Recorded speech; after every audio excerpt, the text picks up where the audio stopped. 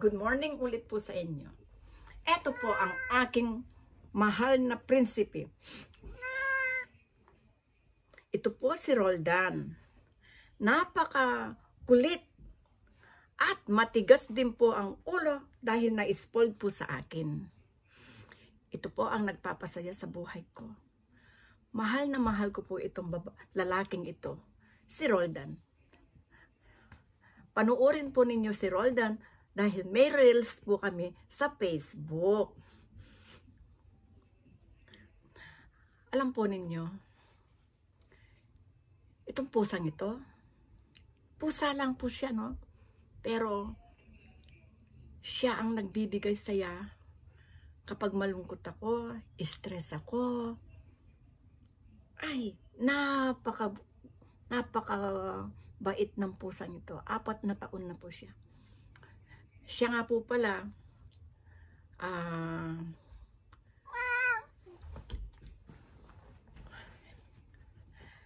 minsan po, sa episodes, minsan po, ang ginagawa ko lang po is,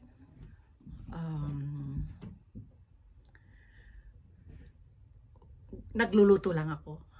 Yun po ang isang mga hobby ko po dito, ang magluto. Kasi mas gusto ko po sa bahay kaysa yung lumalabas. May mga kaibigan po ako, pero kailangan po kasi mag-ingat po tayo sa pakikipagkaibigan. Huwag masyadong magtiwala. Kayo mga gustong pumunta dito, no? Yung mga gustong pumunta dito. Kung gusto po niyong makapunta dito at sa akala po ninyo is yung student visa ang pinakamadaling way para makapunta dito, please, wag na po ngayon. Meron po tayong bagong rules dito sa Canada. Bago pa lang po. Yung mga nagtuturis na nagpupunta dito, ibebenta yung mga ari-arian nyo para makapunta po kayo dito, para makapagtrabaho na po. Paalala lang po. Wag po kayong magbebenta ng kahit ano para lang makapag-tourist dito, para makapagtrabaho. Hindi po totoong lahat po ng mga nagtuturist dito. Hindi po ganun kadali sila makahanap ng trabaho. Kaya po, bago po kayo gumawa ng hakbang, pag-isipan po natin. Ano po? Ang mga estudyante po ngayon, ano po, kapag nanalo po yung bagong Prime Minister na lumalaban, wala pong pwedeng mag-permanent residence dito. Sa ngayon, yun ang sinasabi ng bagong lumalaban na Prime Minister. Ibig sabihin po, magbabawas po sila ng tao dito sa Canada. Dahil marami po ang walang trabaho, marami po ang mga homeless. Kaya po sinasabi ko po sa inyo, para bago po kayo magdesisyon, makapag-isip muna po kayo ng tama. Kung meron po kayong magandang trabaho dyan sa Pilipinas, bakit po kayo pupunta dito? Alam po ninyo kung bakit kami nakapunta dito. During our time, napunta ako ng Hong Kong dahil po wala pong trabaho ang asawa ko. Naranasan ko po ang magutom. Naranasan kong mag-collapse sa daan dahil sa sobrang gutom. Ang mga magulang ko, sinuportahan po ako. Tinulungan ako makapunta ng Hong Kong. Dahil sa sobrang selos po ng asawa ko, hindi po ako makapagtrabaho. Kahit sabihin mong nag-aral ka, hindi po ako makapagtrabaho. Kaya ang nangyari po, napunta po ako dito sa Hong Kong at nagpapasalamat po ako sa Diyos dahil naging way po ito para mapaaral ko mga anak ko. Tapos po, ito rin po ang naging daan para makapunta po ako dito, di po ba? Pero hindi po ganun kadali ang buhay dito sa Canada. Sinasabi ko po ito base po yung karanasan ko. Dito po sa apartment namin ito, 3 po kaming nagbabayad sa apartment. Kasi po ang bayad dito is napakalaki. 1,900 Canadian dollars po. So po, ang ginawa ko po, pinaupa ko po yung isang kwarto at saka yung salas para may kasama po ako magbayad sa apartment na to.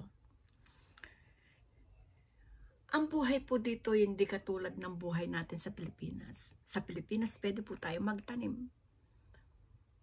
Hindi po natin kailangan magbayad ng tax. Dito lahat po kasi taxable. Hindi po ganun kadali ang buhay natin dito sa Canada. Hindi po lahat sinuswerte. Wala akong bahay. Nangungupahan lang ako. Ang mga anak ko nangungupahan ng mga apartment. Nadala ko sila dito dahil yun ang gusto ko. Dahil gusto ko silang mabigyan ng magandang kinabukasan.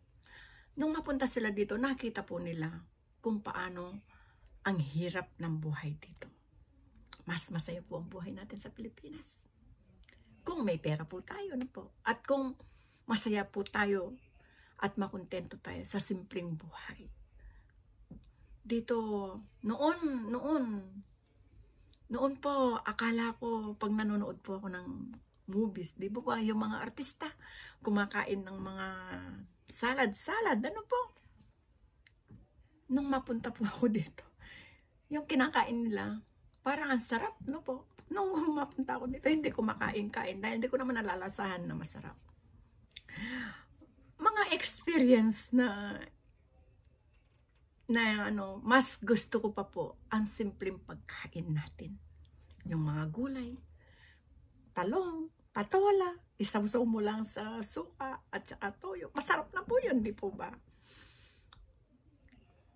Kaya po, kung maganda po ang trabaho nyo dyan, mas maganda po dyan. Yung isang anak ko po, na babae, nasa Pilipinas po. Maganda po ang trabaho niya. Sinasabihan ko, bakit siya pupunta dito? Maganda lang po ang benefits. Yun lang po ang kinaganda dito kapag halimbawa, kailangan mong maoperahan, manganak, lahat po ay sa government. Wala tayong binabayaran. Yung mga nagda-dialysis, kaya nabubuhay sila dahil libre po yun. Yun po ang wala sa atin bansa. At saka po dito, ang maganda lang po dito, wala pong limit ang age sa pagtatrabaho. Walang age limit. As long as pwede po tayong magtrabaho, yun po ang importante. Kaya guys, sa susunod,